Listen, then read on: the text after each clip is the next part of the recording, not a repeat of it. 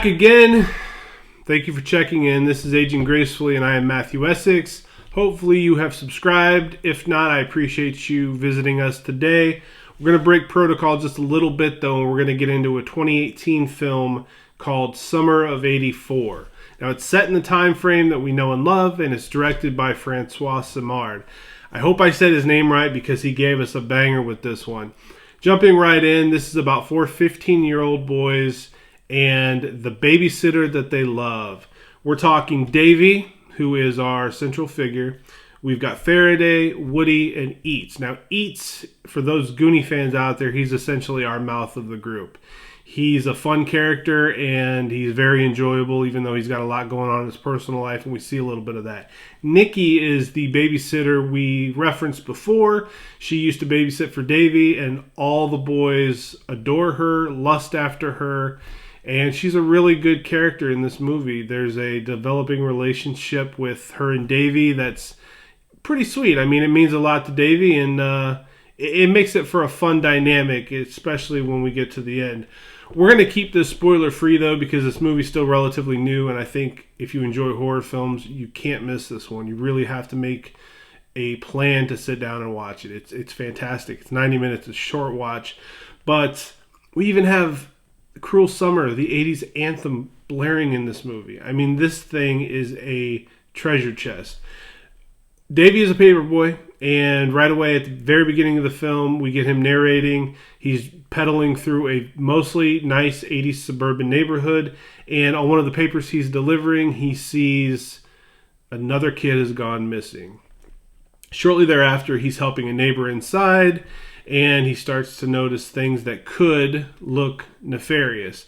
Now, the backstory on Davy is he's a bit of a conspiracy theorist. He's one of those boys who cries wolf, once too often. Anything he says, most people are likely to not believe right away. They don't take him too seriously. Why so serious? Thank you, Olivia. That's my daughter who found her Joker video from Halloween a couple years ago on my phone, and now we play it incessantly. But she's adorable, and she just wants to watch the world burn. So she's a keeper. The nighttime game that these kids play called Manhunt provides very, very dangerous situations for them to possibly find themselves in down the line. Now, you've got teenage kids about their age disappearing from this area, and they're all running around like crazy people in the middle of the night with flashlights. There's a lot of opportunity there for the bad guy to do his bad guy stuff. We go from Manhunt right into a really cool treehouse scene. A bunch of teenagers being teenagers. They're sitting up there looking at magazines they probably shouldn't be looking at. They're talking about Nikki, the babysitter, inappropriately. And David decides to float the idea that these disappearances are more than just disappearances. Something's going on. Naturally, nobody believes them. You'll notice in this movie that there's a lot of great setups that come to fruition later in the film. I'm not going to give any of them away, but they lay hints throughout the film, and when you watch it more than once, you'll start to pick up on them. So Davy's concerns are soon confirmed when the news busts in with a report that the Cape May Slayer has contacted authorities and essentially said, hey guys, I've been doing this for a while now. You are nowhere near figuring out why all these kids are missing. This is what happened. This is what I did. And I don't have any intention of stopping anytime soon. They essentially dub him the Cape May Slayer, and they find out he's essentially killing teenage boys between the ages of 12 and 16 years old. Now, Davy sees this as an opportunity for an adventure. I don't know that I would feel that way if I was that age and I fell in that spectrum that this guy likes to hunt. But Davy gets his guys on board, and they feel like, okay, if somebody's around us and we can possibly catch this guy, we're going to go out and we're going to look for it, and we're going to have some fun with it. Not, in hindsight, the best way to go about things. Amidst all this, they're still looking out Davy's window to try to glimpse into Nikki's. And there's a moment where they do catch her undressing. She looks over, all the boys duck except for Davy, and she comes eye to eye with him. Now, she uses this because she has a pre-existing relationship with Davy. She used to babysit the guy, so she goes over and tortures him with it a little bit. But there's a really fun and sort of sweet relationship that develops between those two. You can see she's clearly troubled in her life. She's having a really tough time with what her parents are going through, and she kind of leans on Davy for fun and smiles and laughs and reminiscing on how good things used to be when she was just Davy's babysitter. Obviously, Davy sees it as something different, and he certainly brags to his guy friends that it is something different. But in essence, it's just two people connecting with one another. It's pretty cool. It's a cool part of the movie. And she turns out to be a rock for him later on. Davy realizes that one of the boys he had seen sitting with his neighbor is now on a missing milk carton. He's sitting there eating a sandwich. He's drinking his milk. He's getting his calcium. And boom, right there, clear as day, is the picture of a boy he just saw in his neighbor's kitchen a night or two prior when they were playing Manhunt.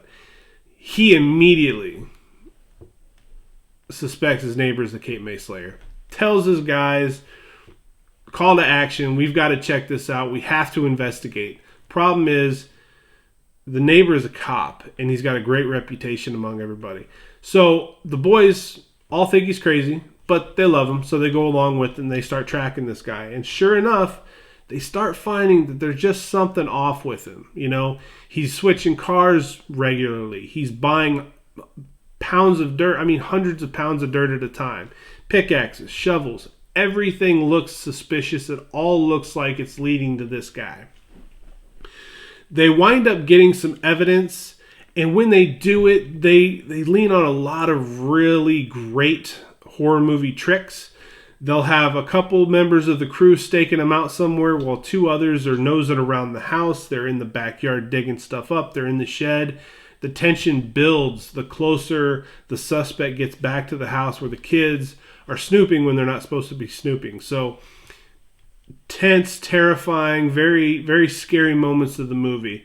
They get to a point where they feel like they have enough evidence to go to the parents with, and when they do that, the parents immediately shut them down. They force Davy to apologize and tell him what's been going on, and then naturally their summers are ruined because they've just been doing something they can't do.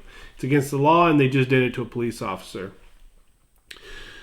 The rest of the film, I can't really get too much blow by blow into what happens because you just have to watch it. The last third of this movie is terrific. It's just tense, it's terrifying, and it goes in so many ways that you wouldn't suspect a movie to go. Like, horror movies have a specific formula.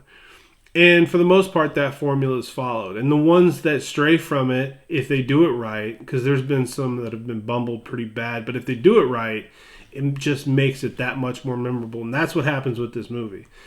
It goes in a way that you just can't believe what you just watched. And I have to rank this movie 8 out of 10. I thought they just killed it. I watched it once because I had heard about it, word of mouth, more or less. I watched it a second time with my son. He was blown away by it. He loves it. And then I watched it again just last night, so I would have everything fresh in my mind for when we talked about it here. And it's just so, so good. So 8 out of 10. This thing ages gracefully. It's only 6 years old, but I can see myself watching this for many years to come. You should do yourself a favor and check it out. You will not be disappointed. You have my word on that. That is it. That is all. I'll see you fine folks on the other side.